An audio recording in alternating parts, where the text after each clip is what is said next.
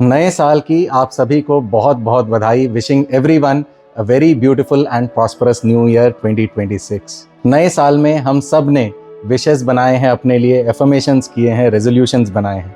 हम में से कई लोगों की यह मनोकामना होगी कि इस नववर्ष, इस साल हम एक नया घर अपने लिए ज़रूर बनाएं, एक फ्लैट परचेज करें या ज़मीन पर एक नया घर, इंडिपेंडेंट हाउस अपने लिए बनाएं।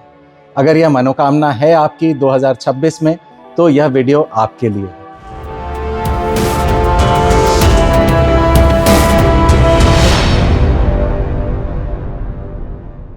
नमस्कार, मैं हूं साकार मोहता, आपका वास्तु कंसल्टेंट। और आज के इस वीडियो में हम दो चीज़ें समझेंगे, दो बातों पर ध्यान देंगे। सबसे पहले तो जो ये हमारी मनोकामना है कि हम अपने नए घर को जल्द से जल्द बना सकें, नया फ्लैट जल्द से जल्द परचेज कर सकें, इसके लिए हमें क्या करना है। और दूसरी चीज़ हम समझेंगे कि जब अब हमारी मनोकामना पूरी होने वाली है, जब ये हमारी मैनिफेस्टेशन जो है ये स्टार्ट होने वाली है, तो हम किन बातों का ध्यान करें नए घर के सिलेक्शन के लिए। तो आप में से कई लोग जो कई वर्षों से यह मनोकामना लेकर के बैठे हैं कि हमारा एक नया घर हो, आपको क्या करना है। आपके इस विश को मैनिफेस्ट करने के लिए आपको वेस्ट के डायरेक्शन में एक सुंदर सी तस्वीर लगानी है। कैसी तस्वीर लगानी है? आपको एक विलेज सीन की तस्वीर लगानी है, एक गांव के सीन की तस्वीर लगानी है। कैसा होना चाहिए यह सीन? इस सीन में कुछ घर दिखाए हुए हों, एक सिविलाइजेशन दर्शाई हुई हो और एक सिविलाइजेशन में रोजमर्रा की जिंदगी चल रही हो। आपके स्क्रीन पे जिस तरह की पिक्चर अभी आपको दिखाई जा रही है, उस तरह के इमेज को आप प्रिंट आउट ले सकते हैं।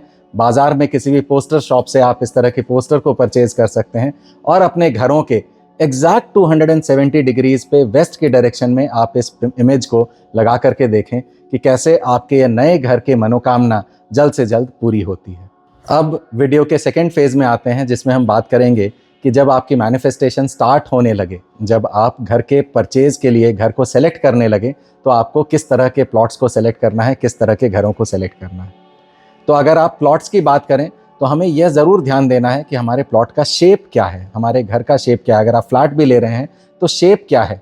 बहुत ज़्यादा लंबे फ्लैट या प्लॉट को हमें परचेज नहीं करना है। लंबे से मेरा मतलब क्या है कि अगर रेशियो जो है, लेंथ इज टू विड्थ का जो रेशियो है, वो 1:3 से ज़्यादा नहीं जाना चाहिए। 1:3 से ज़्यादा आयताकार जाने में हमें एक प्रॉब्लम आने लगती है कि हमारे जो लंबाई के तरफ के जो एंगल्स हैं, लंबाई के तरफ के जो जोन्स हैं, वह बड़े मिलने लगते हैं और जो चौड़ाई के तरफ के जो जोन्स हैं वह छोटे मिलने लगते हैं और कहीं ना कहीं यह एक डिसबैलेंस क्रिएट करते हैं। शेप को हमें ध्यान देना है।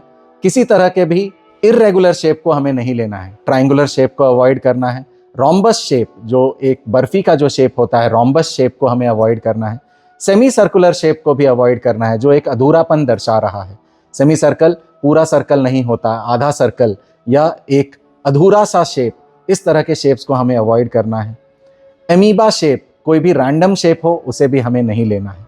आइडियली एक स्क्वायर शेप का अगर प्लॉट आपको मिले, स्क्वायर शेप का फ्लैट मिले, तो वो बहुत ही अच्छा है। शेप्स के बाद हम मूव ऑन करेंगे सेकेंड पॉइंट पर।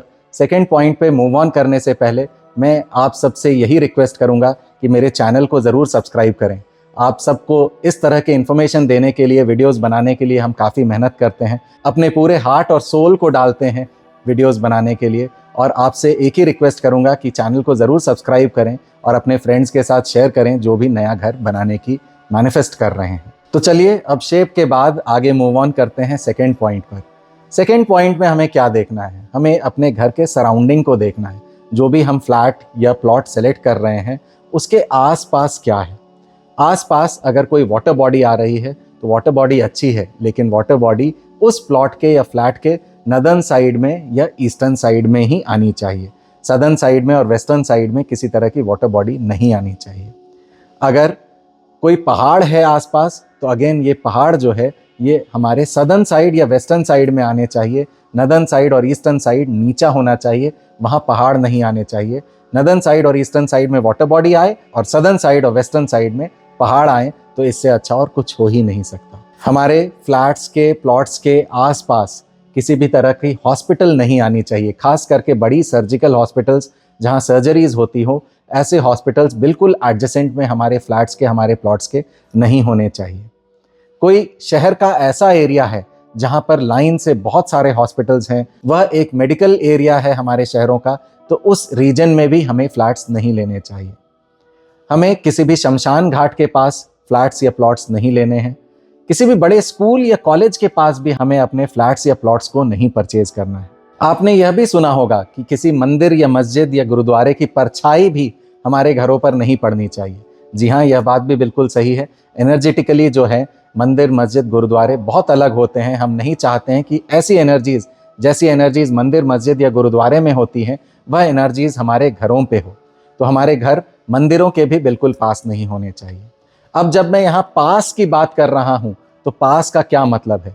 पास का मतलब नंबर 1, बिल्कुल एडजेसेंट तो नहीं होने चाहिए।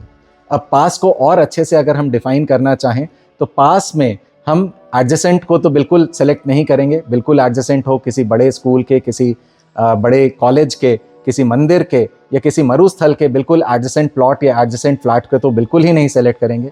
कुछ दूरी पे भी हम कुछ ऐसी दूरी पे लेंगे फ्लैट या प्लॉट को जहां तक कि हमारी एनर्जीज ऐसे स्कूल, कॉलेज, मंदिर, मस्जिद, गुरुद्वारों की एनर्जीज जो है वहां तक नहीं पहुंच रही हो। अब इसको मेजर कैसे करेंगे? आइडियली अगर बीच में कोई और बड़ी बिल्डिंग आ जाती है तो एनर्जीज वहां तक पहुंचने से रुक जाती हैं।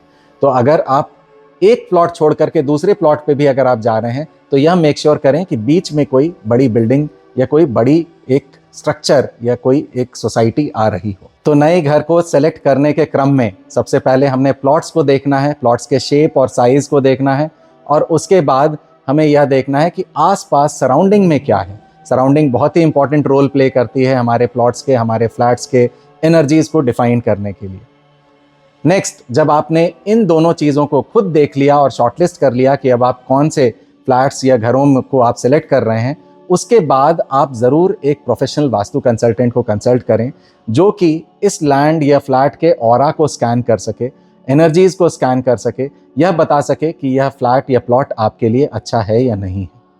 साथ ही यह मेक श्योर करें कि वास्तु के पर्सपेक्टिव से प्रॉपरली आपके नए प्रॉपर्टी की ग्रिडिंग हो। ग्रिडिंग होने के बाद ही यह डिफाइन हो सके कि कहाँ पर टॉयलेट्स आ रहे हैं, कहाँ पर किचन आ रहा है, कहाँ पर बेडरूम्स आ रहे हैं, कहाँ पर एंट्रेंसेस आ रहा है, और उसके बाद आप एक परफेक्ट फ्लैट या प्लॉट सेलेक्ट करें।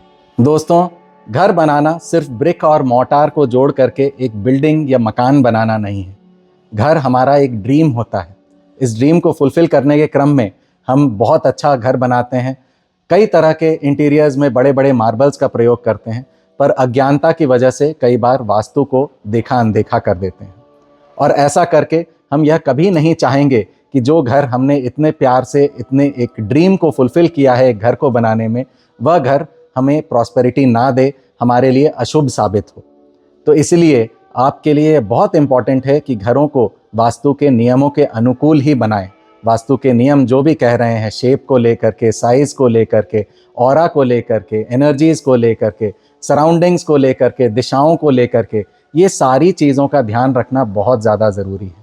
एक प्रोफेशनल वास्तु कंसल्टेंट को ज़रूर कंसल्ट करें जब भी आप अपना एक ड्रीम घर बना रहे हों। यह ज़रूर मेक श्योर करें कि जो वास्तु कंसल्टेंट आपके पास आएँ वह प्रॉपरली 16 दिशाओं को देखें, आपके घरों के लेआउट को प्रॉपरली ग्रिड करें। ग्रिड करने के बाद 16 दिशाओं को बैलेंस करें, 45 देवता एनर्जी फील्ड्स को बैलेंस करें और 5 तत्वों को बैलेंस करें। एक बैलेंस्ड घर जब आप परचेज करेंगे, एक बैलेंस्ड घर में जब आप रहने जाएंगे, तो आपकी प्रॉस्पेरिटी, आपकी ग्रोथ, आपकी रिलेशनशिप्स, आपकी हेल्थ, ये सभी चीज़ें बैलेंस्ड रहेंगी और आप बहुत ज़्यादा लाभ पाएंगे अपने नए घर से। तो आशा करता हूँ आपको यह बात समझ में आई होगी कि क्यों एक वास्तु कंसल्टेंट का रोल बहुत ज़्यादा इम्पॉर्टेंट है जब भी आप एक नए घर की प्लानिंग कर रहे हो या नए फ्लैट को परचेज कर रहे हो। अगर आपको ये वीडियो पसंद आई है तो प्लीज़ इसे लाइक करें, अपने फ्रेंड्स के साथ शेयर करें जो भी एक नया घर लेने जा रहे हैं। Thank you so much. क्या आप लाइफ में स्टक महसूस कर रहे हैं? क्या बहुत मेहनत करने के बाद भी आपको लाइफ में रिजल्ट्स नहीं मिल रहे हैं? तो हो सकता है कहीं ना कहीं आपके प्रेमाइसेस का वास्तु आपको इम्पैक्ट कर रहा है।